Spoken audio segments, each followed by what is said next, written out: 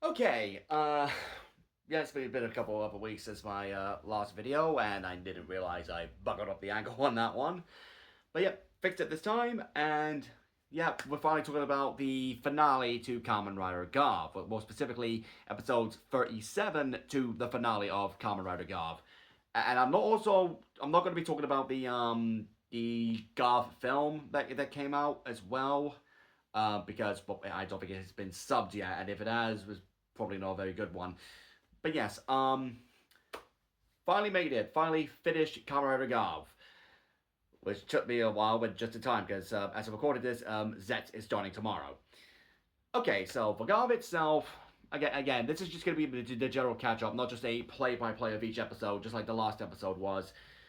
And I think I kind of want to do that from now on with, like, if I decide to talk about Zets, if I decide to, like, do, like, a weekly vlog thing, instead of doing, like, the weekly vlogs, it'd probably be easier to do them, like, in, like, 5-episode batches, so just to make it easier for myself. But, at the very least, that way you're still getting content. Either way, starting off with the obvious one that was always spoiled for me, they killed Dente! Come on! Like, okay, here's the thing. I kind of predicted something was going to happen with Dente because obviously all the stuff he did in the past with, helping Zomb in building the, in creating the dark traits. Something was going to happen eventually. I just didn't expect Glotta to be the one who did it. Because, here's the thing. Glotta, like, up until this point, like up until the point where she kills Dente, has slowly been losing her goddamn mind. I mean, not that she was really there in the first place, but it's like she seems to be losing her sanity more and more with Longo's defeat and with the Geldax taking over the company.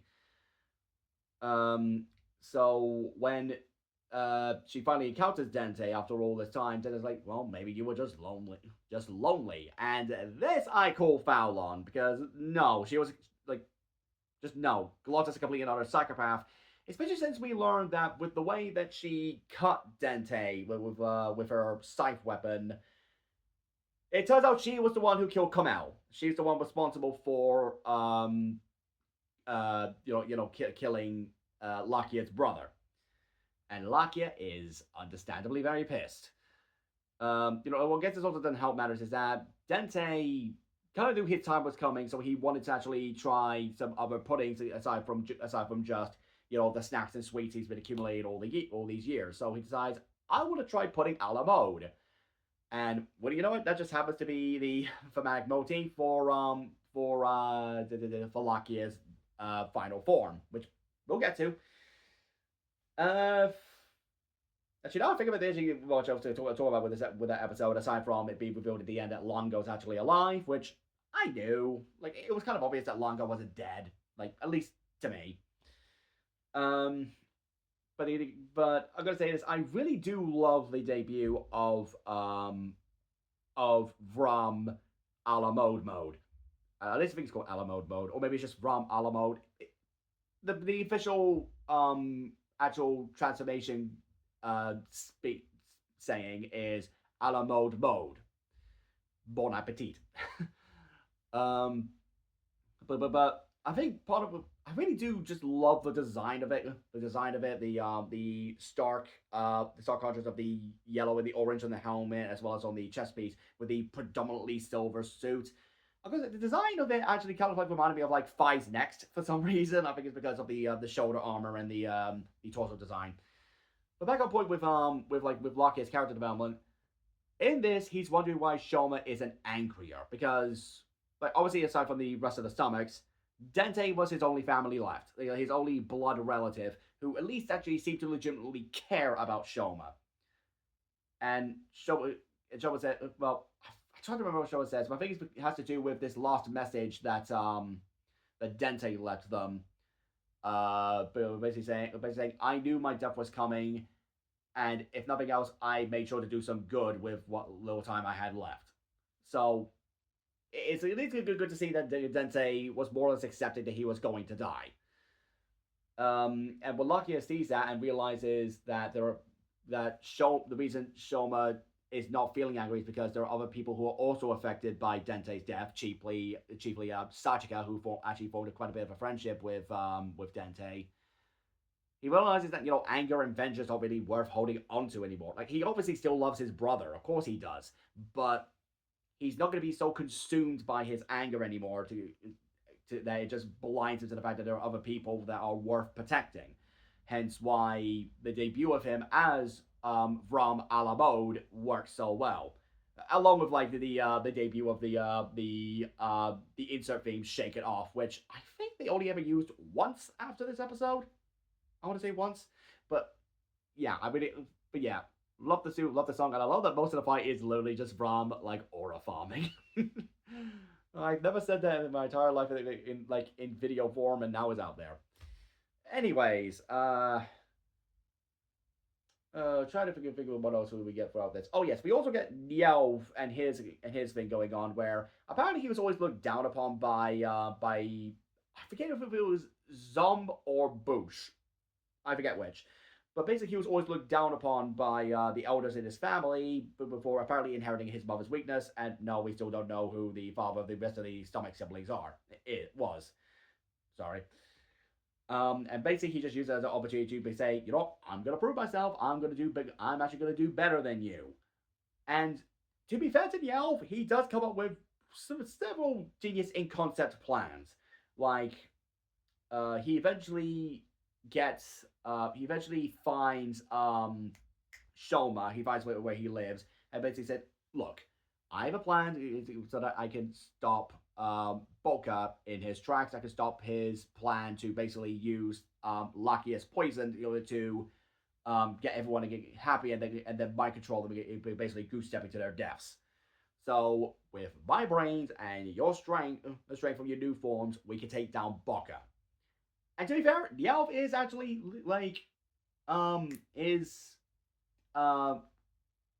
sincere in wanting to take down Boca. I mean, obviously it's more of probably out of an ego thing as well, because he still wants to retain control of the of Stomach Inc. But he does sincerely want Boca down, and he actually keeps to his part of the deal, in that he gives back all of the presses they found so far. Every single one. Has them delivered straight to Shoma's door. I'll give him credit. He is a man of his word. But, of course, he could also be short-sighted, as he didn't foresee his plan going wrong, and Boca actually being able to kick Shoma's ass. Because even though Shoma's over and master forms are obviously powerful and fast and powerful respectively, well, Boca is just insanely strong. That seems to be the thing I'd be getting from him, that he's insanely strong, which, no surprise, he's themed after Cthulhu. So obviously his plan goes sideways, and Boca plans to have the elf killed, but the elf actually is able to prove himself useful with one last scheme, which I'll get to in a minute. But I want to address Shoma's character arc in all this, because during this, this whole thing with Nielv, Shoma basically goes along with it because he thinks, it's the right thing to do. I'm protecting the people I care about. I might never see this world again, but it's worth it to protect the people I've come to care about. But then after all this, when Lakia and Hanto get him out of the weird room full of doors, and then get him back into the human realm with help from Longo, oddly enough, Sachika basically breaks it down as stop thinking about what you think is the right thing to do. What do you want? What do you want to do out of all of this? Do you really want to leave the human world behind? And I am so glad she finally asked this question, because it's kind of always, it was always in the back of my mind about whether or not this series would end with Shoma going back to the grounded world in order to save the human world, which, spoiler warning, he doesn't. But I never felt like they were ever considering how he actually felt in all this. The rest of the cast were just ignorant to what he was feeling, and they weren't. To be completely fair to them, they weren't, because this is Sachika asking him point blank, do you really want to leave this world behind when you found so much happiness here? Which, obviously Shoma doesn't. He says, no, I want to stay here. I just thought I was doing the right thing, and again, to his credit, he was. He just he thought, well, put it more bluntly, he was doing the logical thing versus doing the what he feels would make him happy, because that's kind of like what this series was ultimately about. It's not just a case of, oh, this guy eats sweets and suddenly he's super strong. No, sweets are basically the sweets, and I mean the actual sweets here, not the dark traits. Sweets in this context of the series are used more or less as a metaphor for people who just want to seek happiness in life. And Shoma does ultimately want to share that happiness with other people. He just doesn't. He just doesn't know about. He always just prioritizes other people's happiness over his own. Which, okay, that is an actual character flaw for him, and they do explore that. And I'm glad they explored that, especially in relation with the shop owner in this series. Masaru, I think his name is, because there's a shop owner that Shoma has been frequenting more. Check, I'm recording. I'm recording. I'm recording right now, Bubba. I'm not in it. Channy, you literally said you're in the video now. Just keep your tablet quiet, okay? Sorry about that. My little brother is suddenly in here. Anyways, Masaru is the owner of a shop that Shoma has been frequently a lot more often in recent episodes. And as we could come to find out, Masaru is Shoma's uncle. And neither of them are aware of this because Hanto has been like digging in behind the scenes and learned what Shoma's mum was called. Michiru, I believe her name is. And through this, he was able to narrow it down to Michiru Inoue and, of course, meet Masaru Inoue, who again is Shoma's uncle, but neither of them know about this.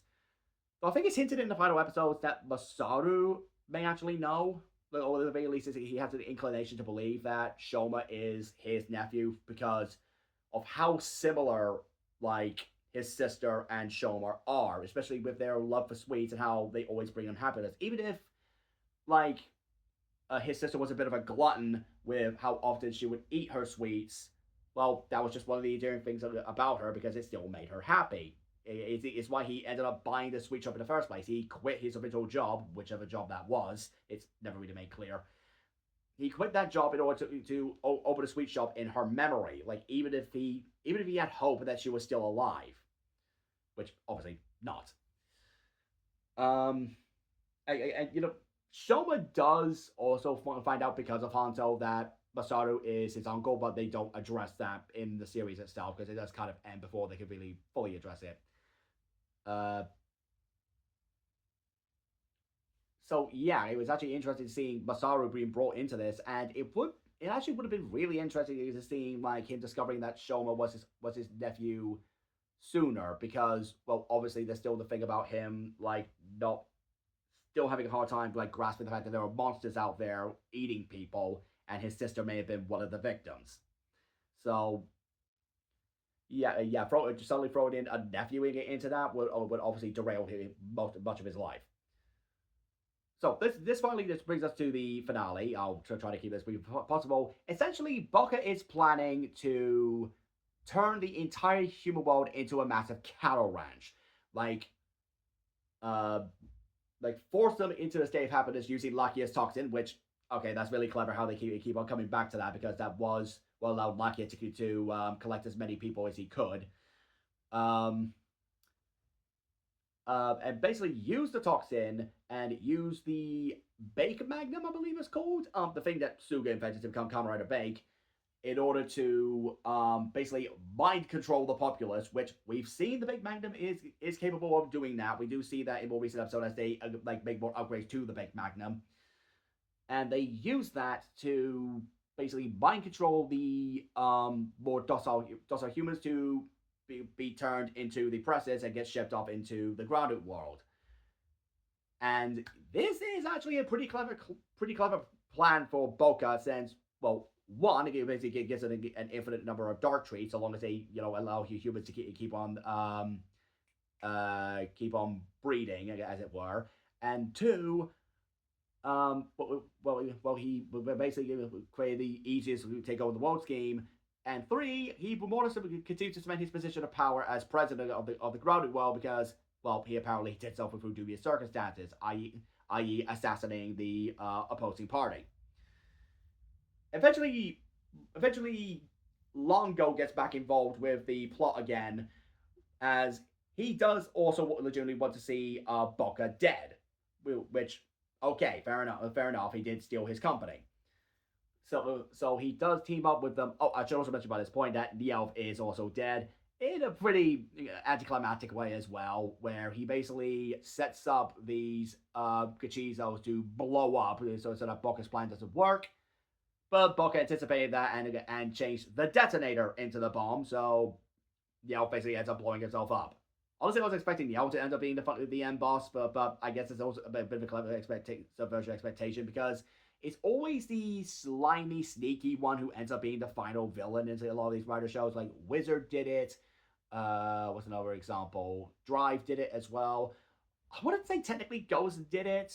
Exade, to an extent, did it. Trying to think what some other ones that did it. Revise wouldn't count. But yeah, but there have been a few writer shows where it's the snake in the grass, as it were, that turned out to be the final end boss. So the elf not being the final end boss in this one was a bit of a surprise. And I can't appropriately call him the snake in the grass, given he is themed after Jormungandr, which, common thing with the Stomach family. The monster forms are based on monsters from Norse mythology. Longo is all based on Fafnir, Glotta on the Kraken, obviously Nielv on Jormungandr, and Jeeb and Sheeta are based on Skull and Hati, which, a lot of fans like to interpret that as basically meaning that Shoma, due to him being a good puppy, is based off Fenrir, which I'm sticking with that one. Anyways, eventually all the writers and Longo are able to actually work together and do finally beat Boca with the surprise appearance of Amazing Gummy for Shoma. Like, he just gets a brand new form out of nowhere. Like, I would think it's implied with the fact he gets it because he eats a combination of his gummies and some rocks, because are the main delicacy for Granuts. So I guess it's him like embracing both his human and Granut side, but otherwise it's never really made clear as to where Amazing Gummy comes from. But of course it is here that Longo reveals his actual endgame to get his hands on the Big Magnum, so he can control the humans and take control of Stomach Inc. once again. Which, yeah, we should have seen coming. Like, it was kind of literally, for lack of a better term, baked into the story that was going to happen. But as for the actual finale, in order to actually stop it, Shoma, he actually gets a really clever idea after it starts raining outside of Lakia's house, where he eats a whole bunch of cotton candy, thus creating some new cotton candy Cachizos. And because of how similar cotton candy and marshmallows are in their fluffy, cloudy nature, he first transports into his Fua Mallow form, which, good thing to remember that he actually had that, floats up into the air and uses the cotton candy Cachizo to create this cloud of rain, which, when combined with the antidote to Lakia's toxin, cures people of their of the mind control. So it's basically like a more child-friendly version of Project Tlaloc from Amazon's, which, yeah, I wasn't expecting to see that plot played again. Like, to use the Phineas and Ferb meme, if I had a nickel every single time the final plan of the day was to save humanity through a rain cloud, I'd have 2 nickels, which isn't a lot, but it's weird that it's happened twice. So yeah, with that, humanity is freed, and during all this, Lakia and Hanto go into the Granut realm because, well, Shoma was given the door access thanks to the elf. Good thing they remembered that. And they were able to destroy the factory and save all the presses and get out of there. Though Lakia remained behind to hold off all the drones that were working for Longo, and also to destroy all the doors leading back into the human realm. Which there actually is a bit of a bittersweet moment where he's basically saying, "Thank you for letting me stay here, even though my time was short. Your world wasn't half bad." Which, I'm glad that they resolving his character arc like this instead of just giving him one grand final battle to go with where he would end up inevitably die for superfluous reasons. Looking at you, Will, with how you treated Grease Blizzard. So, so Hanto is able to escape back to the human world with the human presses, and has one final fight with Jeeb in his bitter god form, as well as Liza in her grounded form, which, in keeping with the Lovecraftian influence, is also based on, I'm going to butcher this name, Nyarlathotep. I at least I think I'm going to butcher that name, but then again, the whole point of like Lovecraftian names is that they're hard to pronounce anyway.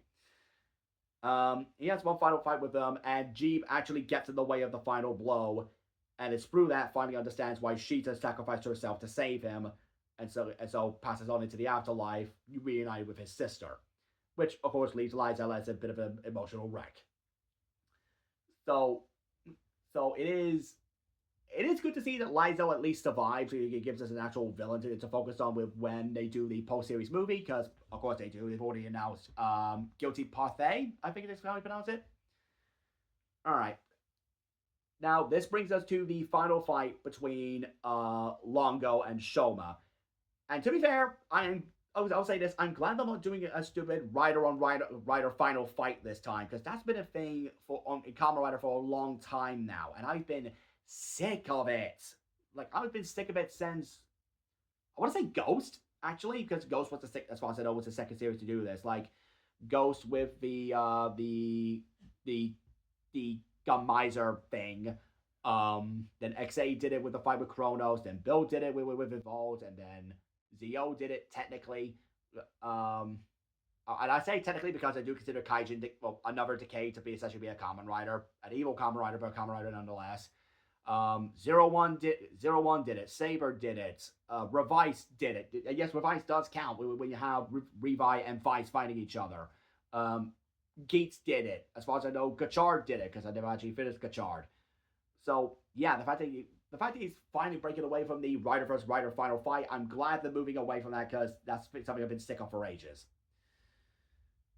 But it's where Shoma realizes that Longo's never gonna stop.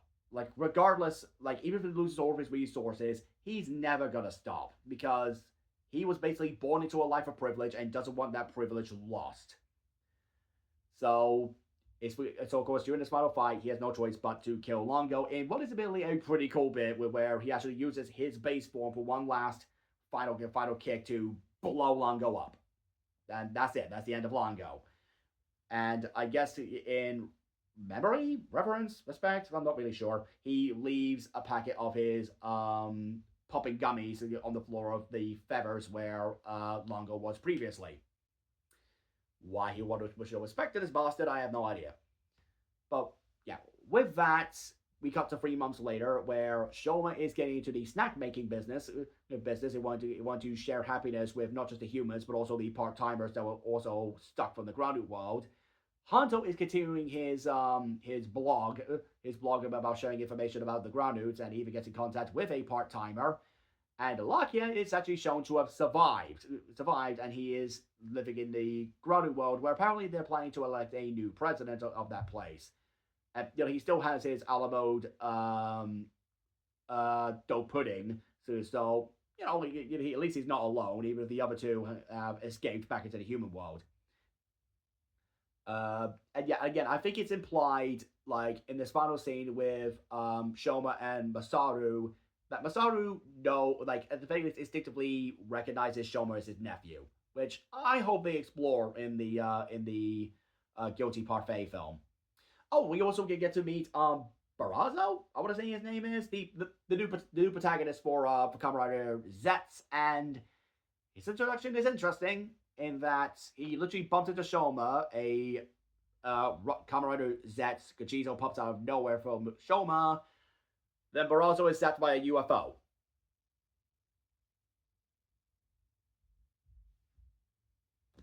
Kamen Rider is weird. So yes, that is the end of Gavv, and Zets is obviously going to be starting tomorrow. What are my thoughts on Gavv? Honestly, I think this is actually a really good show. It had its iffy moments, I will say. Like, I think the Stomach family overall are kind of like bland villains. Like the most interesting by default were Jeeb and Yelp, but that's only because they had their other plans aside from just, gather humans and turn them into sweets. They could have also had a bit more interesting, something more interesting going on with Booker and Lysel, aside from we're privileged and we rule the grounded world, and also we want to take over the human world, that kind of thing. It's like, because they still have that uppity, oh, we look down on humans kind of thing you see a lot from Monster Factions and Kamen Rider, and there's not really much to them aside from just having more interesting and intricate designs. Like, that's one thing I would definitely give the show when it comes to the monster designs. They are creepy. The forms for me are hit and miss. I still think Popping Gummy is probably the weakest of looking of Gavv's forms, only because of the color contrast. But then again, Master Gavv is able to make those colors work. So maybe it's just a case where they just weren't implemented properly. I want to say Lucky is my favorite character, if only because of how his arc is handled throughout the series, and also the fact that it's Kirame Silver, and I'm always a fan of Kirame Silver. And I felt there were a couple points where the show did slow down a little bit, like, despite the fact that it has all these like bright colors and colors that come with silly scenarios. It does slow down almost a bit too much in some spots, where we feel like they're kind of like padding it out a little bit. I mean, not to the extent that Revice was, definitely not to the extent that Revice was, but definitely to where it felt like, I don't know, this part of the story could have been cut, or this part of or this character focused episode could have been trimmed down, or this character is pretty much completely superfluous. Like, I don't think it was really necessary to bring Suga back as a zombie as part of the plan to like develop the Bake Magnet to mind control people. You could have used like any like dead you could use like any dead Granules or human to have done that. How to, for the emotional impact, it actually would have been like even more screwed up from the Elf's perspective to use Hanto's mentor figure to do that, because that I think would have been more screwed up and more in line with Niamh as a character. Sachika, I felt could have been. I'm trying to think how to describe Sachika. She does have her good moments. I'm not denying she has her good moments, but she doesn't really feel like the most fleshed out of characters in this show. Like, I understand that she's the audience surrogate, but it felt like if it's more could have been done with her beyond. I'm like, my name means happiness, so I want to spread happiness, and Show was my friend, and I want to help him. But it's all good stuff. Showing her is an actually good character, just not the most fleshed out one. Gavv, at the end of the day, I think is legitimately a really good show. It is definitely one of the better things written by Junko Komura, which, given that she involves Senkaijo, that's not really saying much. But I really do hope that whatever comes next with Shoma and all these characters, they are able to like tighten up some of these things and give a bit more resolution than what we got for some of the other characters in this show. Alright, so yeah, that's it. That's my thoughts on Gavv. Zets is starting tomorrow. Looking forward to it. Well, kind of looking forward to it, if only because Yuya Takahashi is writing. Alright, thanks for watching, guys. Thank you, Kamen Rider Gavv, for sticking around for this year, and who knows, maybe Sets will surprise me. See you later.